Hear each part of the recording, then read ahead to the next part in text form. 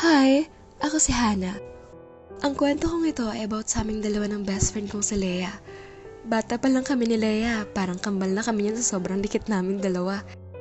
Una ko siyang makilala nung kinder pa lang kami. Tahimik lang akong bata sa classroom dati, sabi ni Mama. Hanggang one time, may babaeng lumapit sa akin. Hi! Hello. Ilang taong ka na? 5 years old. Ikaw? Ako 6. Gusto mo maglaro? Sige. Tapos ayun, ganun lang kabilis. Kinabukasan, lagi na kayo magkausap at nalaman ko din na magkapit-bahay lang pala kaming dalawa. Tas sunod na araw, bumisita na ako sa bahay nila para maglaro. Kaya parang itinuring ko na rin siyang ate ko since only child ako. Hanggang sa naging high school na kami. Grade 7 kami noon nung naalala ko na may nanligaw na sa kanya.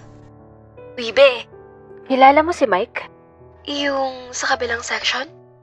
Oo, yun. Bakit? Ano meron? Nag-chat sa akin kahapon, be. Sabi niya crush niya daw ako. Oh, ano sabi mo? Sabi ko, ew. Bata-bata pa natin tas naniligaw na agad siya. Tama nga naman. Ang bata pa natin pero type mo ba? Hindi. Ang liit kaya niya. Pagkamalan pa akong ate nun. Nung una, wala naman akong naramdaman na magkakaroon ako ng kaagaw sa kanya. Kasi dun pa lang sa nangyari, alam kong hindi siya ganun ka-interesado sa boyfriend na yan. Sabi ko pa nga, tingin ko baka college pa to mag-boyfriend. May isang pagkakataon din pala na naging utang ko yung buhay ko sa kanya. Malapit lang kasi yung bahay namin sa ilog, kaya mahilig kaming pumunta ng kaming dalawa lang para tumambay. Uy, Be! Tara tambay tayo sa ilog. Baliw, huwag. Kita mong sabi sa balita, ulan ng malakas eh. Di yan. Kita mo naman ang araw-araw Please, Leia, pagbigyan mo na ako. Nakakatamad dito sa bahay Ay, nako. Sige na nga. Basta pag umulan, uwi na agad tayo Sige! Napasarap yung paglalakad namin ni Leo nun sa ilog hanggang sa nakaawat kami kung saan wala nang masyadong bahay na malapit. At sa di namin inaasahan, biglang bumuhos ng malakas yung ulan tapos biglang lakas ng agos ng ilog. Sa dadaanan namin pabalik, may mga bato kaming tatawiran para makadaan pabalik. Dalian mo, Hana. Tumataas yung ilog, baka di na tayo makabot sa bahay niyan. Eto na, wait lang. Ang dulas kasi nitong... Hana? Leia! Nadulas ako! Nakakapit ako dito sa kahoy! Ay, Diyos ko! Hana, kumapit ka sa kamay ko! Di ko maabot! Lumapit siya sa akin noon kahit alam niyang pwede din siya mapahama kapag nadulas siya. Pero di niya yun inintindi. Mas inuna niya pa rin ako kaysa sa kanya. Hawakan mo na kamay ko! Teka, ang dulas! Pagbilang ko ng 3, tumalong ka sa kahit anong matatapahan mo dyan. Hihilahin kita ng malakas. 1, 2, 3! Iyan yung araw na hindi ko makakalimutan. Hinatak niya ako at nakaalas ako sa agos ng ilog. Sobrang lakas nun. Akala ko mamamatay na ako. Pero dahil kay Leia, nandito pa rin ako ngayon. Kaya buong buhay kong tinatanaw na utang ko yung buhay ko sa kanya. Senior high school.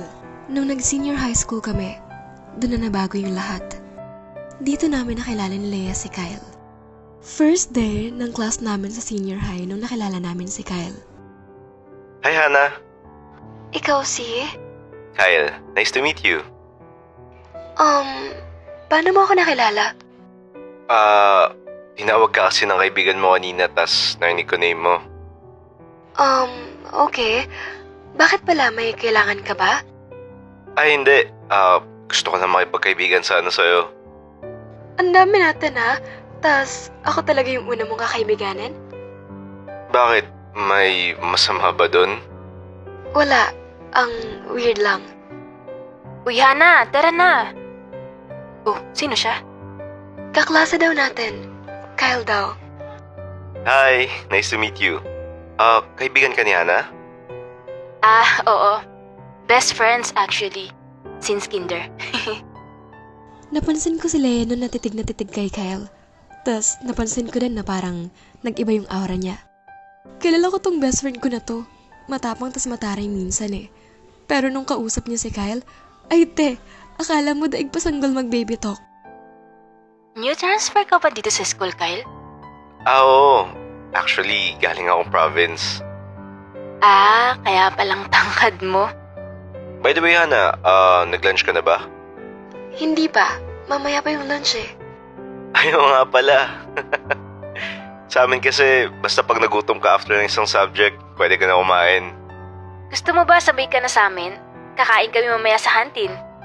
Sige, G ako dyan. Di naman halata na type niya si Kyle, no? Ewan ko ba sa babaeng to? Habang nakapila kami sa kantin na kaming dalawa lang, bigla akong kinausap ni Lea. Uy, be. Ano yun? Pogi ni Kyle, no? Ha? San banda? Ay, di mo type? Hindi, te. Akin na lang. Reto mo sa akin. Ay, wow! Akala ko ba study first ka? Study first di ko type. Si Kyle, pasok na pasok sa standards ko eh. Uy, te. Kalma lang ha. Kakakilala mo lang sa tao, oh. Reto mo na ako. Please. Bahala ka, te. Basta ikaw yan, ha. Pag sinaktan ka niyan, kasalanan mo yan. Di naman siguro. Mukha namang mabait eh. Ewan ko sa'yo, bahala ka dyan. 3 buwan na mula nung nakilala namin si Kyle. At parang naging trio na yung friendship namin dahil sinama namin sa pagkakaibigan namin si Kyle. Halos tuwing recess at lunch kasama namin siya dahil kay Lea. Uy, Hana, bakit ikaw lang nandito sa kantin? Susunod na lang daw sa Lea. Inutusan kasi kanina ni Ma'am eh. Ganun ba? Sakto pala, may gusto din kasi ako sabihin sa'yo. Bakit? Ano yun? Kasi 'di ba, 3 months naman na tayo magkaibigan. Tapos? Ano kasi, mula nung nakilala kita, gusto na talaga kita. Paano gusto? 'Di ba sabi mo gusto mo ako maging kaibigan? Ngayon, kaibigan mo naman na ako. Hindi gusto bilang kaibigan. I mean like, gusto kita. More than a friend. I like you, Hana. Hala ka! Umamin siya sa akin. Di pa naman ako marunong mag-check. Pero, di ko naman kasi talaga type si Kyle. Tsaka, ayoko masira yung pagkakaibigan namin ni Lea. Baka pag nalaman niya na umamin sa akin si Kyle, magtampo siya sa akin. Ano kasi Kyle? Sorry kasi... Kasi, bakit? Study first ako. Eh di, aantayin kita hanggang makagraduate. Hindi Kyle. Paano hindi? Ano din kasi, hindi kita type. Sorry.